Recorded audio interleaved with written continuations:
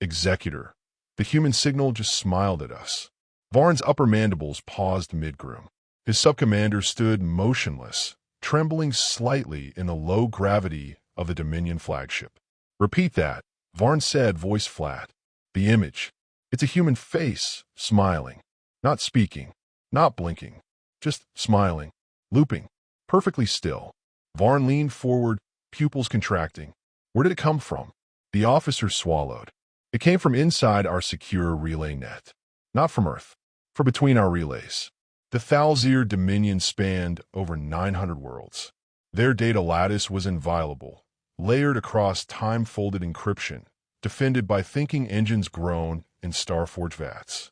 For 2,000 years, they had absorbed species after species, replacing cultures with order, language with protocol, defiance with silence. But one phrase had persisted in the darkest corners of their archives, etched in cuneiform on dead moons, scribbled in ancient blood on derelict ships, glitched into transmission logs of vanished outposts. Never provoke humanity. No history, no coordinates, just that single line, a superstition, an irrelevant ghost. Until now, humanity had not reached the stars with elegance. They'd clawed their way past extinction events, near global collapse, and 1,000 ideological fractures. But when the Thal'Zir detected anomalous quantum bleed near Sol, signs of tech far beyond Earth's rating, they saw opportunity. A primitive species flirting with forbidden science? Perfect target. 10 Dominion warships descended into the system, each a floating city of algorithms and weaponry. They encountered no resistance. Earth was quiet. No warning broadcasts. No fleet. Just a single narrowband signal pulsing from Antarctica, repeating the same static burst. The same smiling face. "This has to be bait," said strategist Tyrix, watching the human image loop again. "We should erase their transmission infrastructure and begin resource acquisition." "No," Varn said. "I want to see what happens when we respond." He leaned closer to the screen. "Smile back." The AI hesitated. "Executor, do it." The Dominion's response pulse went out, containing an artificial mimic of a Thal'Zir smile, a gesture of dominance involving mandible flaring and eye dilation. For a moment, nothing changed. Then the human face blinked. Its smile widened by 2 degrees. And behind it, barely visible, another face appeared. Upside down, eyes open, not smiling. Simultaneously, every Thal'Zir vessel's interior lights flickered. Not a power surge, not a hack. The rhythm of the flicker was musical. 7 pulses, then 5, then 3. A Fibonacci heartbeat. Onboard sensors screamed false positives. Hull pressure spikes, phantom mass shifts, radiation bursts shaped like DNA spirals. Internal mapping began, shifting corridors. Doors misaligned. And then one ship vanished from the formation. Not destroyed. Gone. No distress beacon. No energy spike. Just a final, single-frame image in its black box log. A human hand tapping a watch. "They folded us," whispered Tyrix. "With no energy signature. No mass displacement. No weapon." Varn's mandibles scraped against his chest plating, a low chitter of alarm. What kind of species weaponizes a smile? From Earth's surface, 15 objects launched at once. Not missiles. Not fighters. Sarcophagi. Each black, featureless pod moved impossibly, curving mid-vacuum, avoiding all tracking systems, sinking their arrival into perfect geodesic alignment around the Dominion fleet. One opened. Inside was a severed Dominion data core, still pulsing, and engraved on its interior wall. "You were warned." Panic began to slither through the Dominion ranks. Ships drifted out of formation. AI subroutines attempted to triangulate the human launch vectors, but the math kept changing. Constants fluctuated. Pi was no longer 3.14159 in their systems. It was now 3.1 and climbing. Varn shouted, "Shut down all non-local processing. Reboot to organocore logic." Too late. From the comms bay, a single voice spoke over internal frequencies. It was human, and it was calm. To the Dominion executor aboard the Iridax vein. "You're not being invaded. You're being studied. Please do not interfere with your own disassembly." One by one, the Dominion warships began to rotate, aligning to face Earth's moon. The humans had never aimed a weapon. They had turned the Dominion's own ships into calibration nodes, using subtle gravitational fluctuations and neural echo broadcasts to repurpose their infrastructure remotely. Somehow, Earth had mapped Dominion control logic, and now it was rewriting it. Varn did what no executor had done in 5 centuries. He ordered a retreat. The warp tunnels flickered to life, but the jump fields stuttered. Something was pulling the entire fleet downward, not physically but logically. Their engines believed they were already in transit. Their AI screamed contradictions. One ship initiated jump, but ended up 30 meters below Europa's surface, fused with ice and still broadcasting agony. Then the smiling face returned. Only this time, it spoke. You looked at us, and you thought, harmless. That was your first mistake. You assumed you understood the equation. You didn't know we were the variable. Back on Earth, in an underground array buried beneath Patagonia, Commander Isha Rin sipped bitter coffee while watching the Dominion fleet implode upon itself. Report? She asked. Covies, Earth's post-quantum AI, replied. 3 vessels mentally overwritten. 2 neutralized via perceptual warfare. 4 disabled through semantic inversion. 1 undergoing recursive identity erasure. Casualties? None human. Isha nodded. Send them the rest of the warning. A final transmission lanced across the system. A star map. 100 worlds lit in red. Each marked, never again. Far above, Executor Varn floated in emergency stasis, trying to understand how a species barely past orbital fusion had turned his fleet into a fable. He didn't understand yet, but he would. Executor Varn, are you conscious? The voice was soft, feminine, human, but it came from inside Varn's stasis pod. He blinked. No light, no HUD, no ship's home, just the sensation of existence, contained and motionless. Yes, he rasped, throat dry. Identify. I'm Dr. Lyra Chun, strategic anthropologist, Earth Command. I'll be your interpreter through this educational adjustment. This is a war crime. No, Executor, Lyra said gently. This is a correction. 3 days earlier, the remnants of the Dominion fleet drifted at the edge of Jupiter's orbit, mangled and humiliated. The Iridax vein, once a palace of interstellar dominance, now functioned as a glorified buoy, tethered not by gravity, but by sheer strategic embarrassment.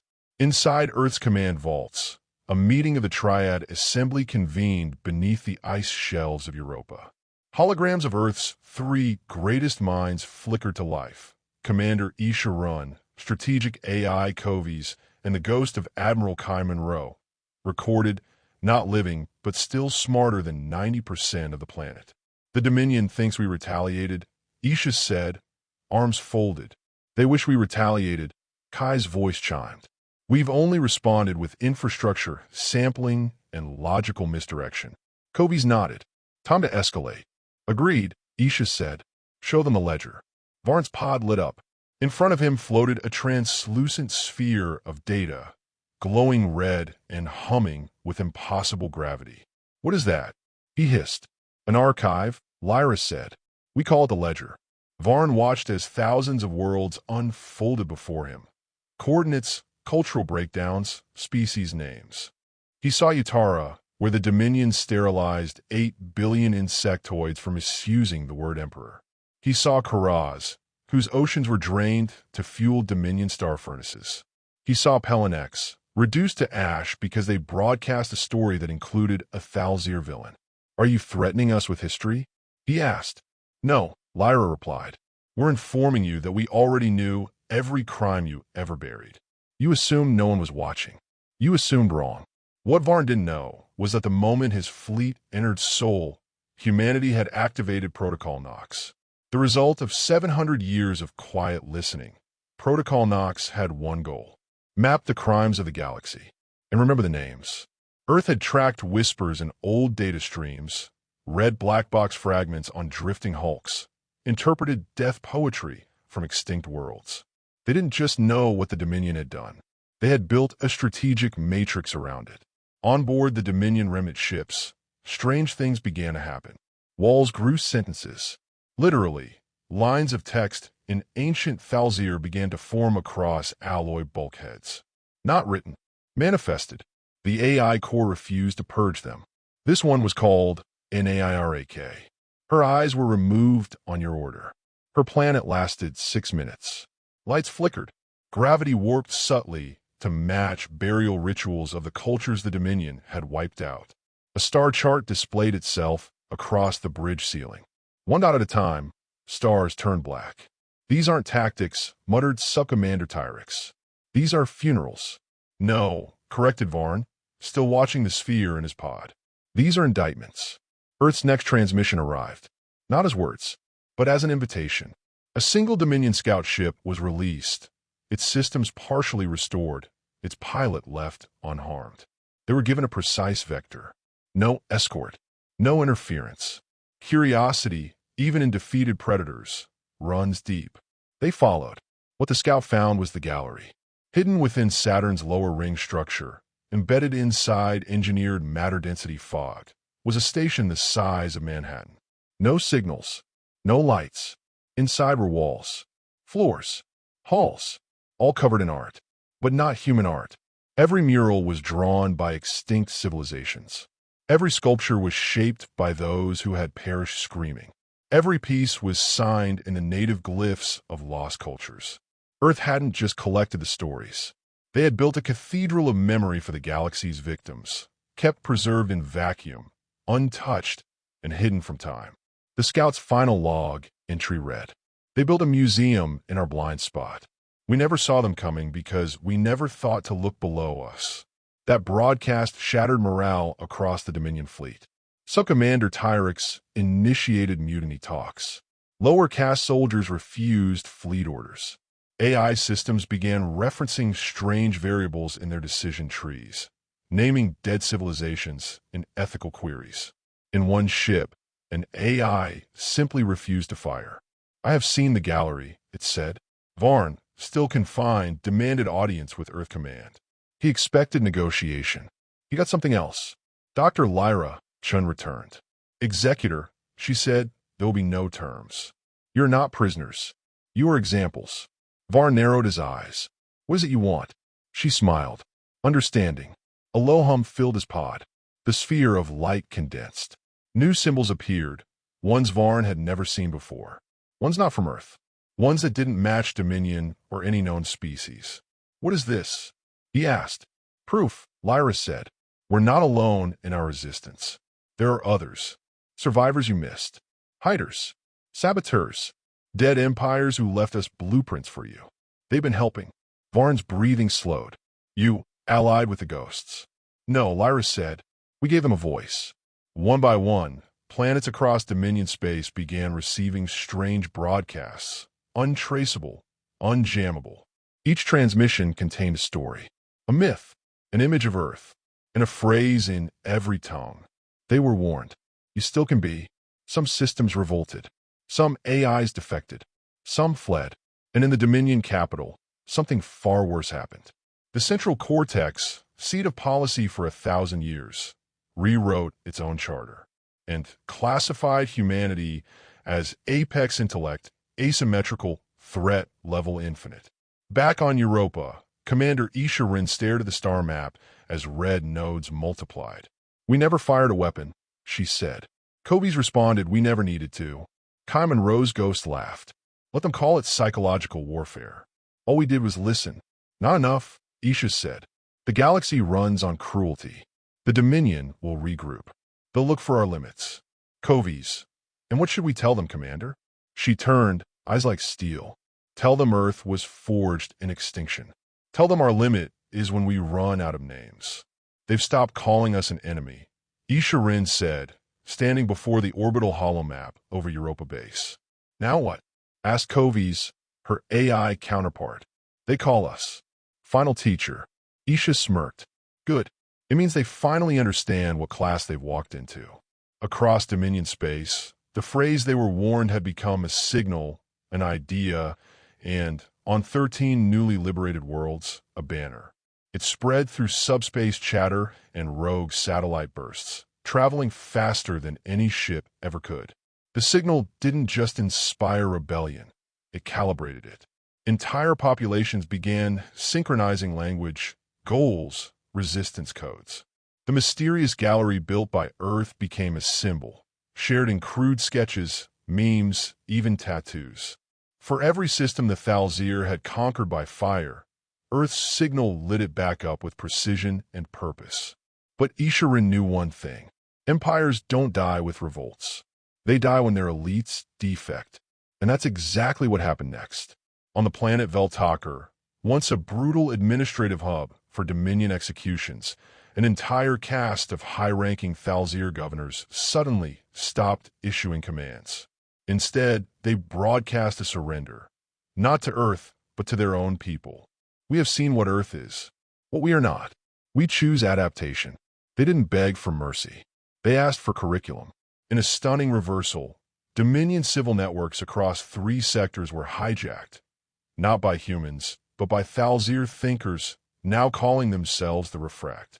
Their message: we are the mirror. We see Earth not as a threat, but as syllabus. To survive them is to learn from them. That set off alarms.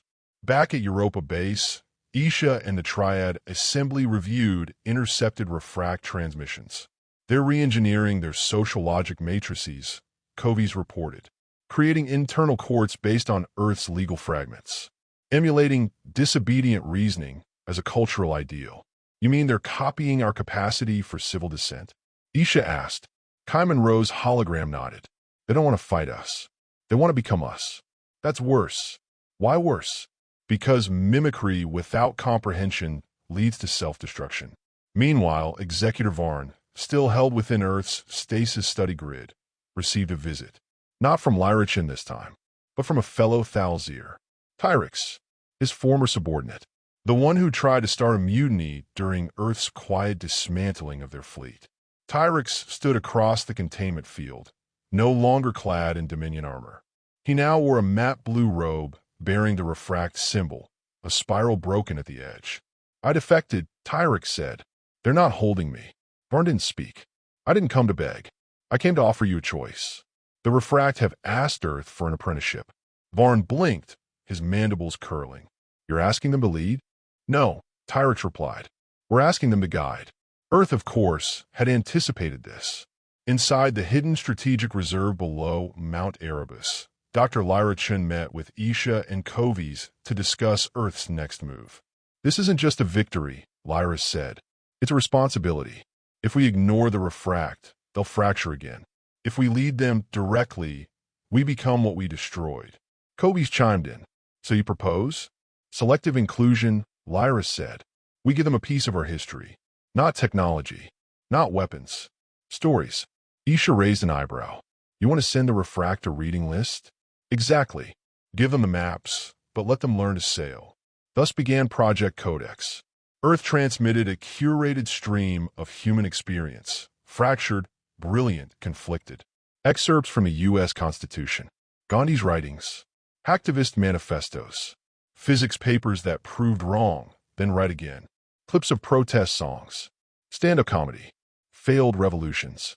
Shakespeare's Julius Caesar followed immediately by the biography of Nelson Mandela. It was not propaganda. It was complexity. Let the Refract wade through it, drown or rise.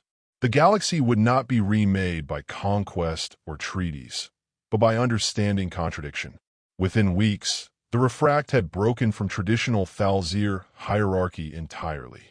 They began building consensus fields, debate-powered logic matrices where leadership rotated by contribution, not caste. One Refract city was reportedly governed by a council of 3 poets, 2 scientists, and a single military AI, who only spoke in chess metaphors. To Earth's eyes, it looked absurd. To Lyra Chun, it was progress. They're not imitating humanity anymore, she said. They're remixing it. Not all in the Dominion agreed. A hardline fleet under Executor Kalari returned from the Edge Worlds and refused all Refract broadcasts. They denounced Earth, Refract, and Varn as corruptions of the Thal'Zir legacy. We are the spine, Kalari broadcast. We do not bend. We erase. A new fleet surged toward Earth, sleeker, stripped of ceremony, built to kill without warning. The Triad Assembly prepared accordingly. But Earth did not scramble its fleet. It activated a protocol never before used in open space. Protocol CLIO, named after the muse of history. At Kalari's fleet entry point, a dead star bloomed to life, transformed by human-engineered space-time projectors into a massive archival array. The array did not fire. It played, a 600-terabyte beam of condensed historical trauma. Not just Earth's pain, but the screams of every lost world, fed into frequencies that bypassed logic and hid instinct. Kalari's ships experienced an unsimulated collapse. Pilots wept. AI froze mid-cycle. One ship turned its guns on the others, whispering, "We were the sword of forgetting. Now we remember." 7 ships self-destructed. The others fled. Back on Earth, silence followed. Then, a single reply from a surviving Kalari officer. "Your weapon was not violence. It was witnessing." Weeks passed. The Dominion fractured permanently. The Refract expanded, not militarily, but culturally. They seeded former Dominion systems with Earth-style civil forums, curated myth libraries, and started their own version of the gallery, called the Room of Regret. Varn, offered exile on Earth, declined. "I will stay in your cage," he told Lyra. "Not out of punishment, out of discipline. So I never forget."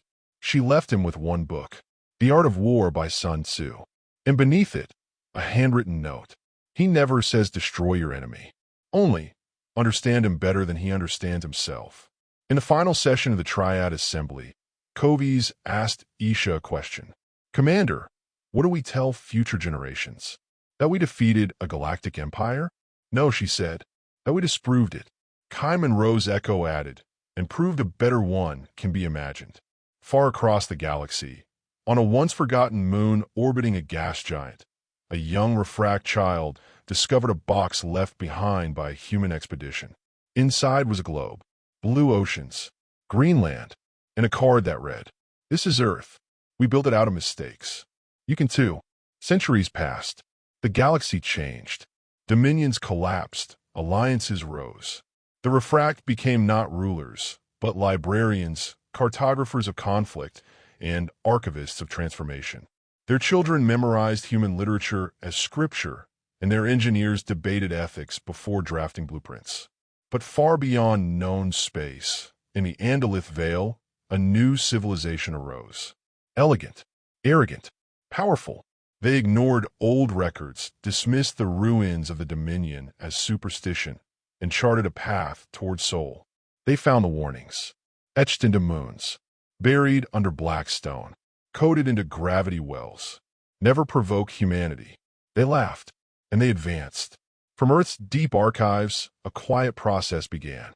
No alarms, no panic, just a voice whispering across the stars. "We're watching."